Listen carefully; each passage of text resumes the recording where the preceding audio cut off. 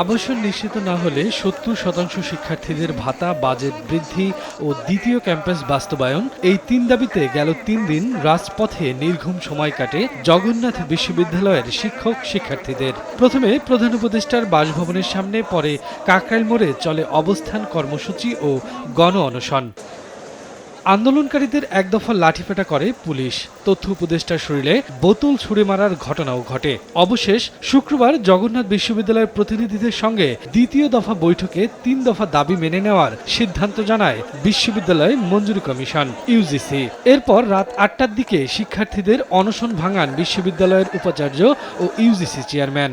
সরকারের পক্ষ থেকে বিশ্ববিদ্যালয়ের পরিচালন বাজেট বৃদ্ধির সিদ্ধান্ত নেওয়া হয়েছে।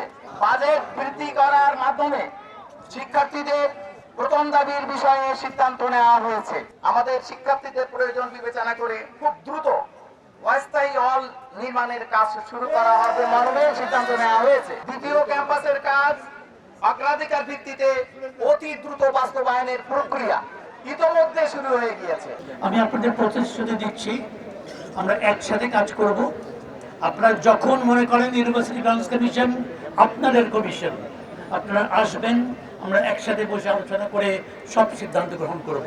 সবকিছু রেসপন্সিবিলিটি ইউনিভার্সিটি গ্রান্টস কমিশনের তরফ থেকে আমি এবং আমার সম্মানীয় সদস্য গ্রহণ করছি। পরে শিক্ষার্থীদের সঙ্গে আলোচনা করে দাবি মানার আশ্বাসে সন্তোষ জানিয়ে কর্মসূচি প্রত্যাহারের ঘোষণা দেন শিক্ষক সমিতির সাধারণ সম্পাদক। তবে দাবি বাস্তবায়নে গড়িমসি করা হলে আবারও রাজপথে নামার হুঁশিয়ারি দেন।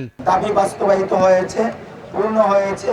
তো আপনারা যারা কষ্ট করে আজকের প্রোগ্রাম করেছেন, আপনাদের সকলকে আমি আবারও ধন্যবাদ জানাচ্ছি এবং আমাদের চলমান আজকের এই আন্দোলনের পরিসমাপ্তি ঘোষণা করছি।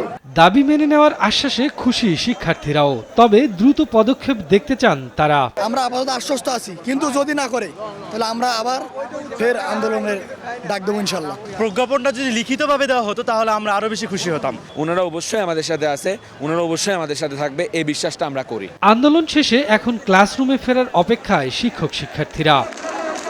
শফিকুজ্জামান রুবেল, সময় সংবাদ, ঢাকা।